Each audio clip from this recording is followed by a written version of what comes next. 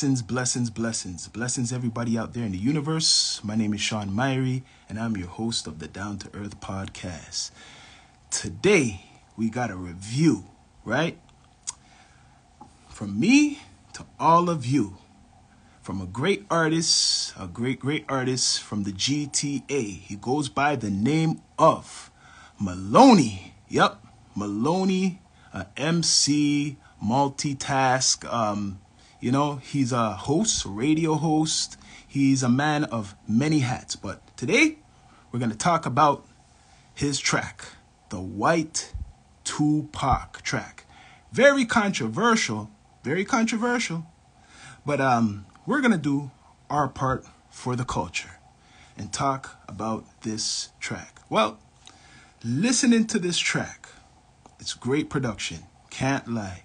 Very good production. Storyline put together. He got good extras, actors playing himself. He got a lot of great references to Tupac tracks all through it, right?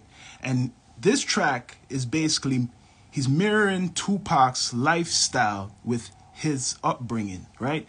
Because in this track, he mentions that Tupac was the reason he fell in love with hip-hop, right? He mentions that. Remember, he was about 6 years old when Tupac passed away, right? I remember listening to Tupac from a long time as well. He was very influential to me as an artist, right? I was in high school. I was in 6 years old. I was listening to Tupac from the beginning, even before people knew who Tupac was, right? Tupac's a very controversial hip-hop artist, a legend. He's in the top 5 or top 10 to me. I don't know about my brother, but to me, Tupac passed away 1996 from, gunshot wounds, right? We know all about that story. You could go on YouTube, look up the documentary on Tupac. But Tupac was a very, and still is, influential artist, individual to the culture of hip-hop. Now, let's get back to this video. White Tupac, right? I'm doing this review. In this video, he got the regalia, he got the dress down, you see the tattoo. Headband. He got the headband going, for sure. Bless up, Willie. He got the headband, the whole dress code he got down. He got the lumberjack, right? He got the 100 miles and everything going on. Like Tupac, he got the Alizé, he got the Hennessy, he got the blunt. Yeah, he got everything, right? He got all of this. But this is very controversial, right? Because he called it White Tupac. So through this track, I'm hearing him, I'm listening to it, and the lyrics, MLNY basically is telling you his story. To me, this is like a perfect fusion. He's mixing his lifestyle story with Tupac's, story, right? The struggles he was going through growing up. He sold, he was selling some herbs. I don't know if people were bullying him. He mentioned that about I forgot. He mentioned a lot of things. What I mean, I forgot. Bless up, Mike Stone. Yeah.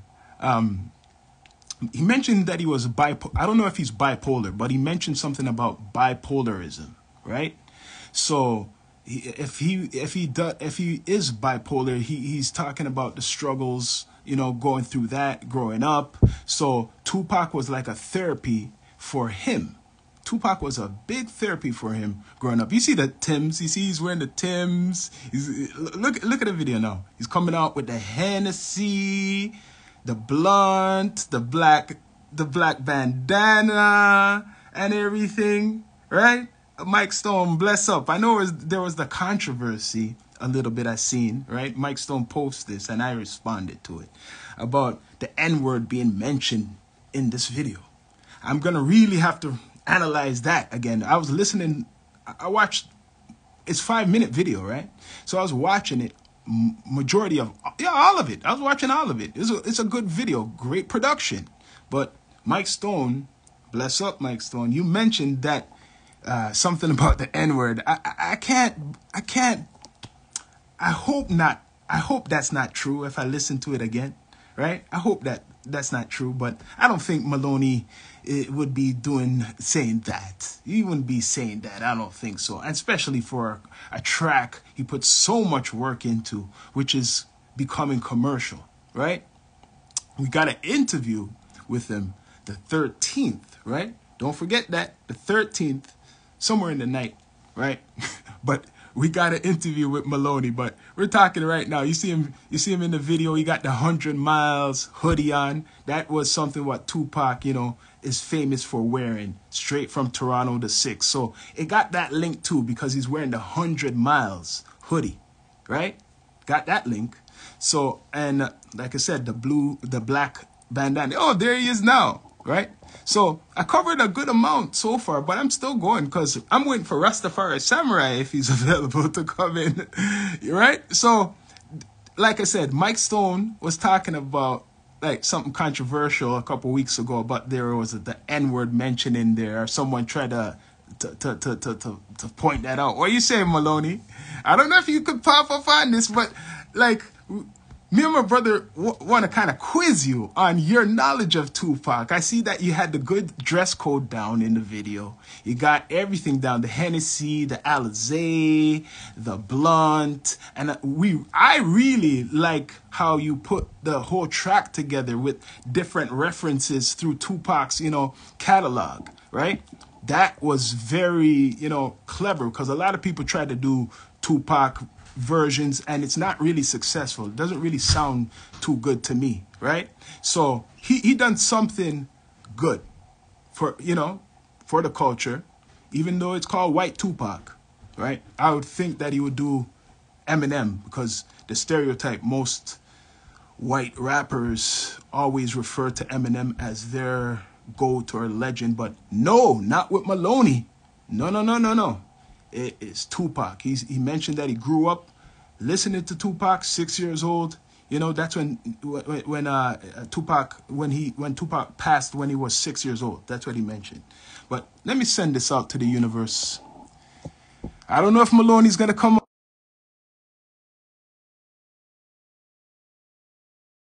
My guy said he would be on, but yeah, want to quiz you about this Tupac business, but it's White Tupac right now. You get what I mean?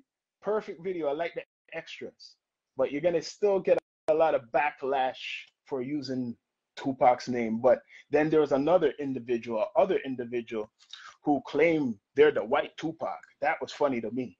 What do you say? Hey, what's up, brother? How you Got doing? you. How I you got doing? you. You caught me. Yeah, man.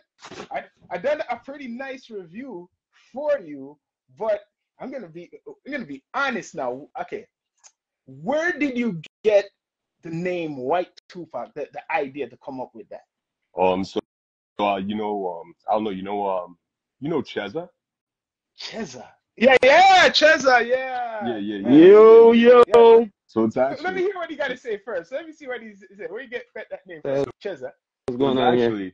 I know I'm coming up there to talk with you guys. Mm. I think next Saturday or something. Yeah. So Mm-hmm. I can get better and more in depth with it Yeah. then. But yeah, basically, long story short, there was a post I'd made, something talking about a piece of work that I was proud of, Mm. right? And some dude who was managing a popular rap group in the city at the time Mm. got like super triggered by my confidence on this post. So he made he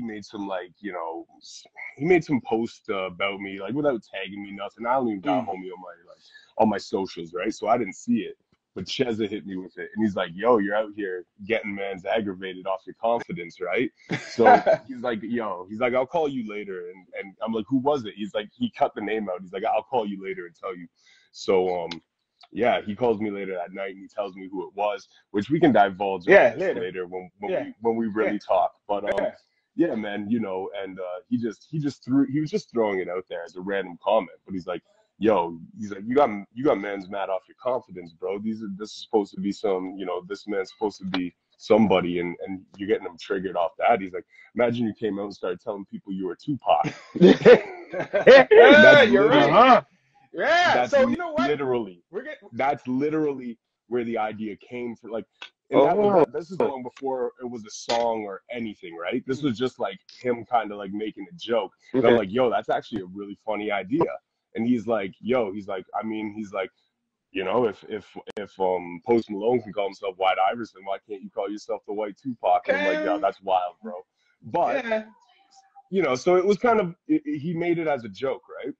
And you know, so the one day, so a couple days later, I feed into the joke and I post something, right? Like I am the new Tupac, or I am something like that, just something silly, right? And people were going wild about it, and it kind of became this thing though, like.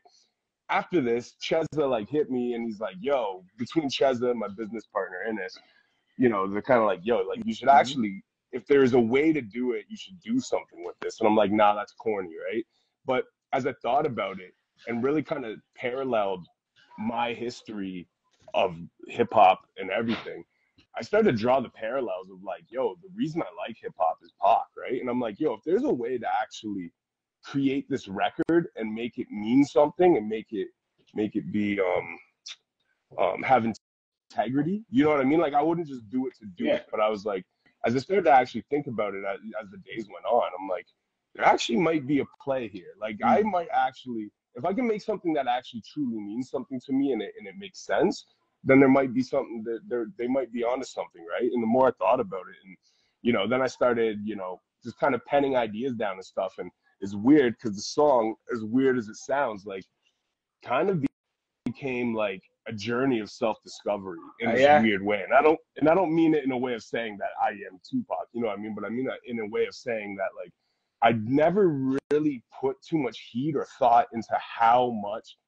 he was the reason that for this thing that saved my life and changed my life. You know what I mean? Like hip hop, anybody who knows me, hip hop is like literally the most important thing in my life aside from my daughter. You know what I mean? It's that's like, big. It's on my mind all day, every day. All I talk about, all the media I intake. You know, you guys know I do the Breaking Records radio. You know, it's always been dedicated to interviewing legends. Like, you know, I'm not worried about what's going on right now. I'm worried about what happened in the past, the pioneers. So this hip hop, like, you know, growing up even, it's just hip hop. In fact, that's one of the reasons why I really rate you. You know, because you look into the old school, brother. Yeah, you know what I mean. Yeah. We're gonna quiz you right now. That's cool. Yeah. It's a quiz show. You love Tupac, right? Yes, sir. Sean wants to get into the devil's advocate shit now. We're gonna ask you now. What is the first album Tupac ever came out with? Recorded? Yeah, recorded. Okay. I'm not sure what the underground, if he actually put an album out prior to the Interscope deal, but like Tupacalypse Now would be the first mainstream release. Apocalypse. He knows that. Now. Yeah. Apocalypse Now. Yeah. Okay, you're right. Okay. You're right. All right. He's right there. Okay. But on the underground sense, he doesn't know. I know he had those early joints. Panther Power. Yeah, that's why I wanted to pick your brain. Yeah. I wanted to really pick your brain when you said it's White Tupac. So I'm like, what year? Okay, so what year? Just another calculated scheme to get us locked up. So come on, man. So what year did you start listening to Tupac? Yeah. What year did you start? Yeah, that's what we should say. So, I mean, obviously, California Love, the day he died was the day, that was my introduction to hip-hop music, was watching TV and seeing literally, like, what I put in the beginning of the song was the best way I could replicate that moment of my life. You know what I mean? I got to bring up this. So, you must know about his old group and all of that then, right?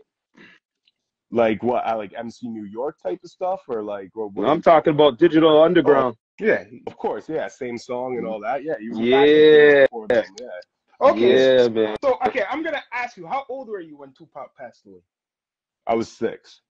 Okay. So, you were like, you still, not going to say as you got older, because I'm going to be straight up. No filter right now. Down to earth, Sean Myrie, right? I'm going to say this.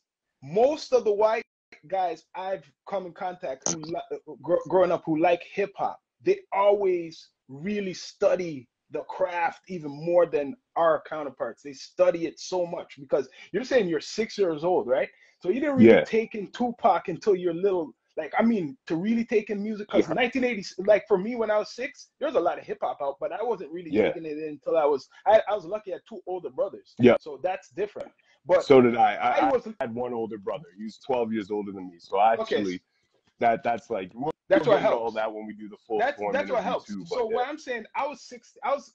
You see how people listening to the popular music now in high school? I was in high school. I was like 16 when Pac came out. Yep. I like Tupac so much. I should be calling myself the next Well, Tupac because I used to ball. well, I used to shave my head. I used to shave my head. yeah, he I did. used Yeah, to he did. build like everything and stuff like that. Tupac was the same thing for me, but I listened to KRS One and Yep. Rakim. That's what I was referred to because my brothers are older than me and Public Enemy. So I was lucky to have two older brothers you Yep. get what I mean? Listening Yep. to hip hop. Remember, I'm an OG already. Imagine I said two older By, brothers. So Yep. I know yo, hip I hop. want to ask this question. By any chance, you got to hear any of the '89 underground tapes? I know, so like the Panther Power joints like that. Like I Yeah, know some of that stuff. it's the '89 underground. It's out there somewhere. I know. I had the CD somewhere. '89. Yeah. It's from '89. He's wearing the It's candle like hat. one of its very earliest recordings. I'm familiar with some of the recordings, like the one that I can name offhand, like I said, is Panther Power. The American Dream isn't what it seems, just another complicated scheme I to get us think, locked up. Like I know that joint. in fact, Panther Power. Wait a minute, Panther Power is one of them off of that joint. Yeah. Is off of the underground tape. So yes. As you mentioned, but I don't know, like I don't know the project off by heart. Like I do. No. I just wanted to know. So he does know. He is aware of the '89. Of course, he's aware. Yeah. Of breaking records, familiar. man. This guy does his research. But I'm saying, you mentioned you're 6 years old. So is Tupac your number one? Like when you count like the top MCs, just say 6 MCs, he would be like your number one. So it depends what we're now this is where complicated. I know Conversations you get don't even have to complicated. continue. I know what you're gonna say because there's different styles and different ways of judging an MC. Yeah, so I mean, if we're gonna talk impact, like, and if we're just gonna talk to me personally, not just like worldview, but like me personally, if we're talking impact and influence, 100% he'd be top 5. If we're gonna talk like artists that like, as the years have gone on and I've studied the art of emceeing, that their writing style inspires me, I would say maybe not so much. I would put him because Tupac to me wasn't the most intricate writer, but the thing that was great about his writing is that it hit the hammer on the nail. It was up front, straight up, and it was digestible. So it's kind of the same reason why, like, you know how when Jay says, I dumbed down the flow to double my dollars. They criticize me for it, yet they all yell holla. And if skill sold, truth be told, I'd probably be lyrically Talib Kweli. Truthfully, I want to rhyme like common sense, but I did 5 mil and ain't been rhyming like common sense. Like that's kind of in the same regard. The way that I respect Pac so highly for his writing style is that he didn't need to beat you over the head or overcomplicate or overprove his lyrical ability. He uses his voice. It's his voice. It's his voice. Yeah. And it's the passion in his voice. But then in the same token though, like I don't know many people who could write Brenda's Got a Baby and have that same impact, right? And there is a skill level to writing in that degree. So it's even when people try to say Pac isn't lyrical, I don't really jive with that because I disagree. But then again, right, if we're talking like technical influences on my pen. Them same peoples, I would ask them this: have you listened to all the Pac albums to actually say that? See, that's the other thing, right? Because Pac has lyrical stuff. Like, that's the thing. Like, people think because he rhymes Hennessy and Enemies 25 times in different songs that he's not lyrical. Like people count him out. But like me personally, now people might get on me for this. I say Pac was more lyrical than Big. Than Big? Of course. Than Big? Of course. You're gonna get Of course. I think. Of course. Listen, more lyrical than Big. Okay. Yeah. That's gonna be. Of course. I agree. First of all, I agree. I heard. Wait, hold on. I heard that talk. Right. We're gonna talk a little hip hop talk. Give them the interview. The 13th. Here, man. Before we go into it, I just want to say one thing. One of his best albums, I think, for me personally, was Thug Life. Okay, Thug Life, bro. We're talking about Biggie. Biggie. Like I know that. Only had two albums or so, right? Yeah, Big. Yeah. Yeah. Two I guess albums. He didn't have a technically career. would count the People double. should never compare that. I don't think it's fair to compare that. Because Nah. Tupac has like hundreds of songs. There's songs Yes. people don't even listen to. Yeah. And I've listened to where he's lyrical. He's killing the Same beat. here. He's killing the beat. Yeah. Murdering the beat. And what So- you're saying, even what you're saying, there's another valid point in that, because a lot of people give Biggie the crown of being more lyrical, right? And they give it to him based off of kind of that metric, is that, you know, but the thing is also what you said, it works in both regards.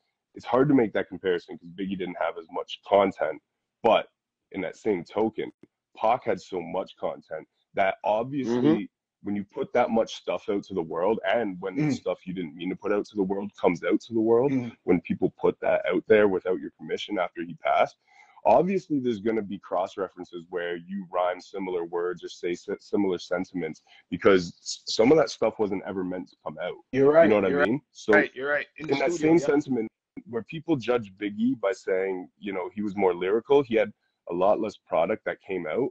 And it's not really a fair comparison for both sides of that argument. Because for one, Pac, like, this is what I always say, right? Like, I know some cats who can rhyme, right? And they're super nice. Yeah. But they put out like one song every 2 years. And they have this ego about them where they're like, yo, nobody out raps me. And I'm like, okay, you know what? Your one song you put out every 2 years might quote unquote be more lyrical than the average piece of work I put out. Yes, but I'm putting out like 2-3 songs a month consistently for 4 years. So obviously your creativity has to span over a lot more material than when you can focus and harness it all into one piece of art once every couple years, right? So like, that's why consistency is also one of the things, metrics you got to base rhyme skills and lyricists and all that off of, like consistency.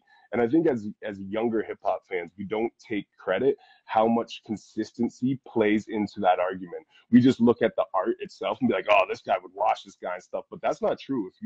If you're consistent, that says a lot more than the guy who puts out one album every 10 years. Because you can literally spend 10 years writing, you can spend a year writing each 16. And of course they're going to be super mind-bending and crazy. But like, at the end of the day though, as I've gotten older, I also believe there's a point where you get too lyrical, right?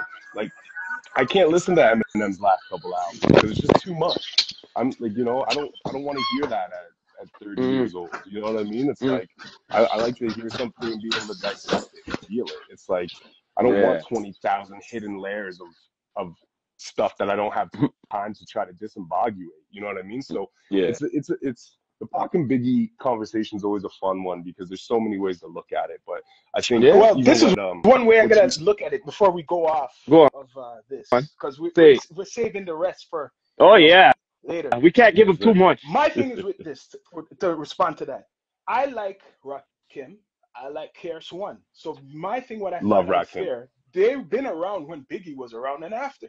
To me, those guys straight up are better than Biggie. That's my opinion. KRS-One, I think, and Rakim, to me, Rakim, they should be getting that status. Yeah, well, you don't give them that status, man.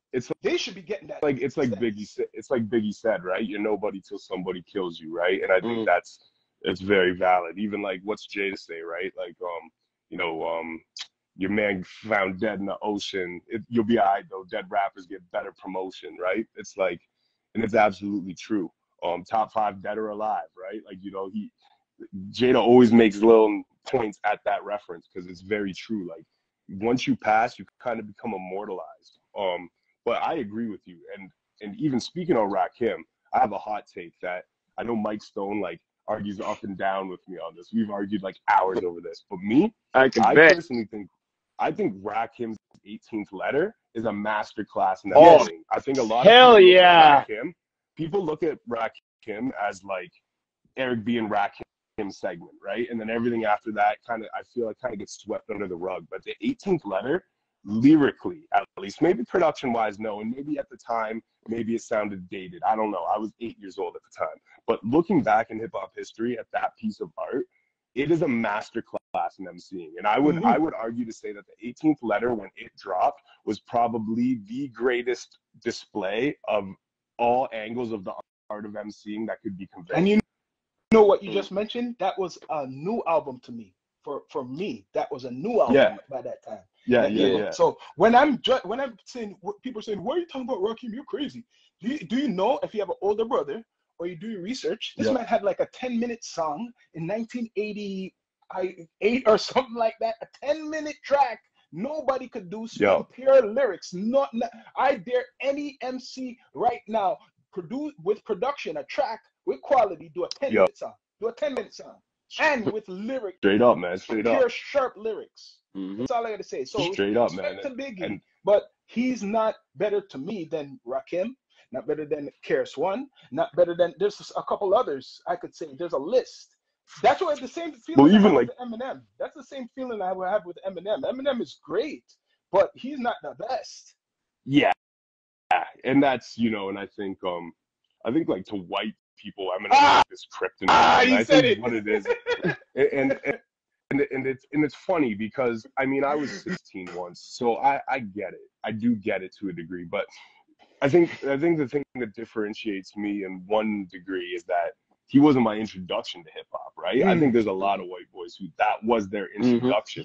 So they had to learn to love it from different angles, right? As to where my introduction came before, you know, my introduction was 3 years before Eminem even dropped. Now, mind you, I was 9 years old when Eminem dropped, and it did mean something to me, right? And as I got older and rediscovered the Slim Shady LP and the older music at an older age where the lyrics made more sense, it meant something to me again.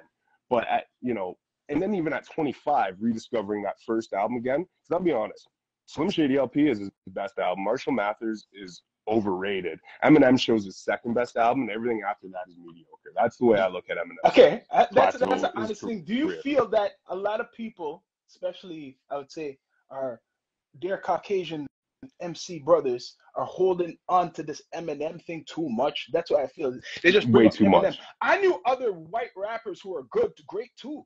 Everlast was good. Yeah. He was good. Man, Milkbone was dope. Even what about Milkbone, man?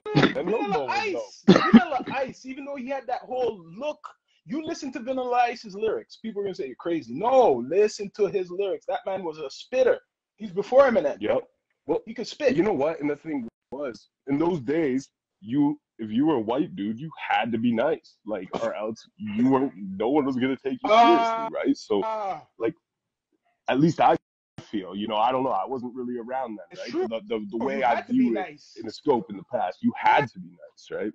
And I think that's why Eminem has this chip on his shoulder, where he just always feels like he has to be the super lyrical miracle dude. I think it has to do with that upcoming, right? Like that was how you made your stripes. And I think this kind of weird complex you get with white rappers now, like how the lyrical white rapper has almost become like cliche and like a character of itself. It's become like the embodiment of a corny rapper. Like people look at like even dudes who aren't white who rap in the same capacity, like Dax and Joyner Lucas and stuff, as like corny, because being the super lyrical miracle super duper kind of rapper has almost kind of become a joke of itself. And I think the reason of it is because I think a lot of the white dudes who followed Eminem, even if that's their entry point in hip hop, I think what you ended up getting is these guys watched 8 Mile and seen what that come up was like, and they felt like in an era where they became more accepted, they felt like they still had to prove themselves. And I get it, because I used to be like that. You know what I mean? I used to think I had to out rap everyone and be super lyrical miracle, and that's why, to bring this all full circle, is what I appreciate about Jay-Z and what I appreciate Tupac, is that art of learning how to say more by saying less. Like Jay-Z is a master of giving you complex metaphors, punchlines, and like layered bars that they're layered throughout sentences or even a whole verse, but there's no likes and multi-syllabalistic rhyme patterns, so it just sounds like regular rap in its face value. But like what's he say on the R. Kelly joint? You've been warned, but don't get the picture till the weapons is drawn. You know what I mean? I heard that song for 10 years and didn't even realize there was a bar there. You know what I mean? Like, that's how Jay-Z learned how to be lyrical, was to code it within the face value, right? And I think there's an art to being face value and still having depth to what you're saying, which is what Pac was great at, right? And I think that's kind of the full circle to where the conversation even started on that subject. People are sensitive. People are mad sensitive in his community. Like, You say anything about Eminem, man, it's like sacrilegious and stuff. But I don't care. We Yeah, don't care. Us brothers down there, it's we don't give a damn. We're gonna do Yeah, it I'm right. straight up. no, it's Hey. nasty. We don't care It's about the nasty. feelings. It's like We're gonna tell you. Yeah? the Eminem Mhm. caping in hip hop, like, and don't get me wrong, I think he deserves his accolades, Yeah, especially like if we're gonna talk album sales, right? of course. And Mhm. obviously the white thing plays into that. But I mean, everybody always wants to talk metrics when they compare artists. I don't think that metrics really matter. I think the art matters, right? But Yeah. for those face value people, which is like, everyone who wants to argue Drake or whatever, right? Always wants to argue metrics. All right, well, Eminem has the highest metrics of them all. So there is something to be said about that. And there is something to be said about, like, bro, some of that art is incredible art. Now, don't get me wrong, though.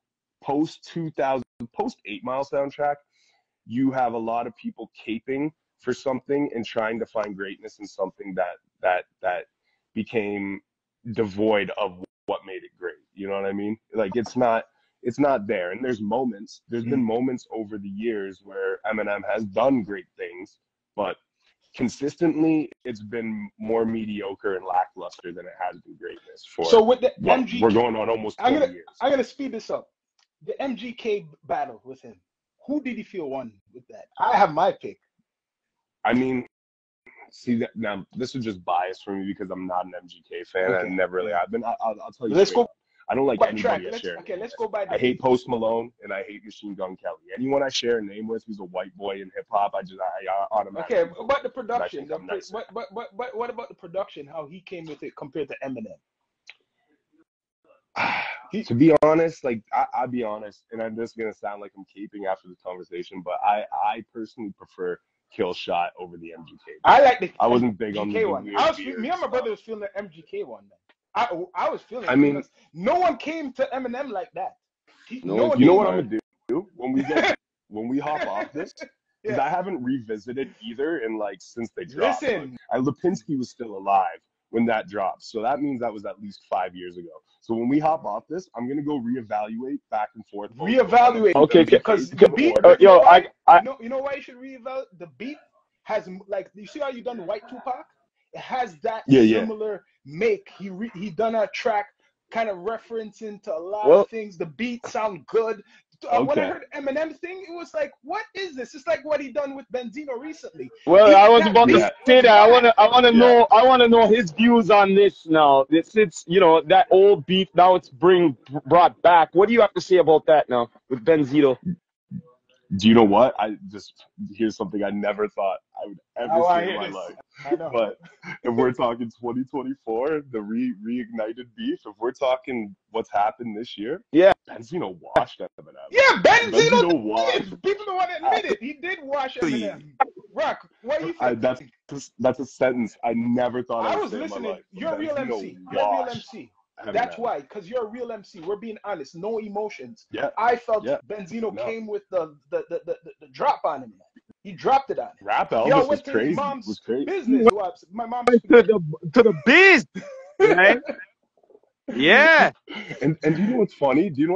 Like Benzino, see, and this is the thing. If he would have left it at Rap Elvis and just kind of like left it alone, maybe done the Mom Spaghetti video shoot or whatever, it's really it's that Drink Champs interview that really hurt Benzino. Like Benzino could have really came out on top of this, but by doing that Drink Champs interview, he made himself look like he's like soft. Like I respect the Rap Elvis, but then you go up there and cry and say I would hug Eminem, and then a week later you're filming a video at Mom Spaghetti. It's like, where do you land, bro? Like, make your mind up.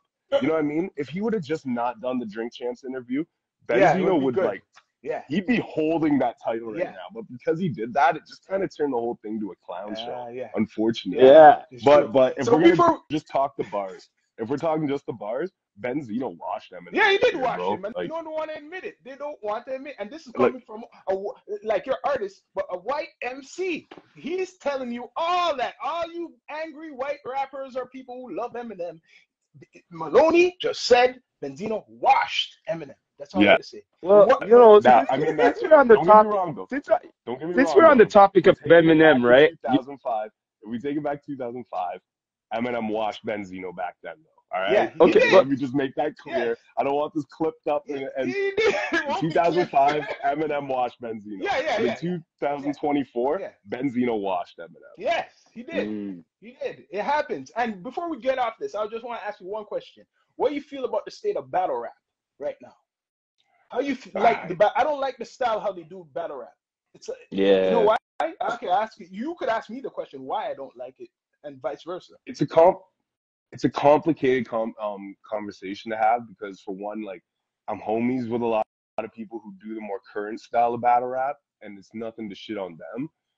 But I mean, me personally, I prefer I prefer battles over beats. Yes. And if we're gonna do battles without beats, if we're doing battles without beats, I do prefer the older format when like their rounds were timed and when they Yes. actually had people vote. Yes. Like the whole kind of like the more current or like I don't know. I apparently by the sounds of it, they're trying to phase out the current mold and kind of bring it back to something a little more controlled. But this thing that's been running rampant for the last like 9 or so years, where guys can just rap for like 5 minutes straight and there's nobody's voted on the rounds. Not a huge fan of it.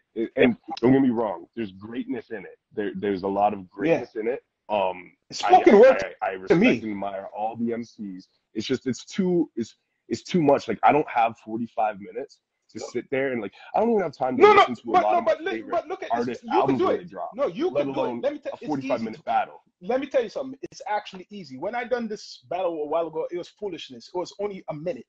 I'm used to battling for 10 minutes and so, right? Yeah. On the beat. You're right. The flow for me is better because I that's how it should be, I think. You're gonna Keep the it's gonna tempo, bring the right? it's gonna bring the energy out of you. But check this. Yeah. That whole thing, what they're doing, that acapella thing, if I could battle for 10 minutes and I know you, that's easy because they just pause. They say, oh, your mother's this, your mother's that. They pause. Oh, like they pause. That's actually time for me to think of a whole bunch of shit. That's not We'll a see. real. That's not. Sorry, I don't know disrespect to whoever, but to me as an MC, that's not a real battle. That's cheating because you're giving me time to think of a whole bunch of shit to say. Compared to when you're on a beat and you have to flow and you can't think of anything to come up. To me, that's cheating. We'll see. To me, and even the point you make, that's kind of why I even share that sentiment. Is I prefer on beat battles because even if you're preparing things, in advance, which a lot of times, like that's kind of the current format. Like they spend months writing about each other, but once you have that beat, that's a whole layer of like the art of battling and rapping that's kind of taken away. Like your cadence on a beat, and the beat is the one thing kind of keeping you in pocket, keeping you in time. Like if you forget your line, you have to on the fly come That's up with why something. Like you can't just be like, that's yo, what's a real battle. that, When you're on a that's beat, why the you forget beat your line. that's why the beat is important in But battle rap, in my opinion. Like when you at least don't have traditional battle no rap, beat, it's like when you have no beat, then that's cheating to me. I could think yeah, you can for a play long time with antics, right? things. But I also do have to say that, in the regard of battle rap, without beats, like there is an art as well too to like, because I've watched people from all skill sets battle, and like the dude who forgets his lines a cappella, and you can tell he forgot his lines, is not as skilled as the guy who plays it off and can do some crowd interaction or do something or come up off the fly and make it seem like it wasn't forgotten, right? Like there is that art there. It's just done differently. But It's I agree with you 100%. it's Like spoken word. It's with spoken word. when That's what it is. when you turn battles a cappella, you lose a huge quality of what the art of emceeing is, which is your pocket and your Yes, vibe and your flow on beat. yes, That's like, yes. it's like the same way we were talking earlier about comparing Biggie and Pac, who's more lyrical, this, right? Consistency. All these things are all the things that make a well-rounded MC at the end of the day. And and I think in battling, if we're gonna take it back traditionally, especially, that is one of the things that makes you a skilled MC is your pockets, the way you flow on beat, the way you improvise on beat in timing. You know what I mean? So when you take that element away, there is a whole new skill set that's born a cappella that artists, have mastered pockets of, but you still are taking away from the initial quality of what makes a great MC at the end of the day, which is one of the biggest things is your cadence, your flow, how you ride a beat. Yes. Like, you take that away and, you know, it becomes something else. And it's, you know. Spoken word. But, yo, that's enough. It kind of is, yeah, exactly. It's like spoken word. Like current battle rap is like spoken word attacking each other. Yes. Is basically what it is, yeah. And it's more it's not easy really to rapping do. because there's no rhythm. Yeah, and you don't always have to rhyme. Yeah, that's You it. always have to rhyme. Right? And people, you know. So I do agree, and I just want to be clear. I'm not taking anything away from that form and that art of battle rapping because it is a skill set in its own, and there's different ways of doing it. But I do think you take a fundamental piece away of what rapping is, which is your cadence, riding a beat. Like that is literally one of the like. How many rappers do we know in history who lyrically kind of suck, but the way they wrote a beat made them dope? You know what I mean? Like and vice versa. That's one of the fundamentals of being an MC is how you ride that beat. There's some guys who can ride the beat and they can't do it a cappella. You know, they can't go do that. Right? So, but yo, we're gonna save the rest for the interview, the 13th. Yes. This was the White Tupac review, and we're talking about all types of stuff. So, yo, you guys can see some clips of this and things like that. So, yeah, tune in, man. Much respect to MLNY. Coming through man, guys, on the live. Guys. Yo, 13th, the 13th, we want to see your ass in the studio. Yeah, man. We'll be there in the flesh. We'll really get down to the business. Yes, we're gonna get deeper, yo. Much respect. You don't know, man. For coming through. But you heard it here first with Sean Myrie and the Rastafari Samurai. Never leaving you dry in the eye. Prove this message nationwide. Pop, pop, pop. Don't know. Much respect, yo. One love, my guys. Respect.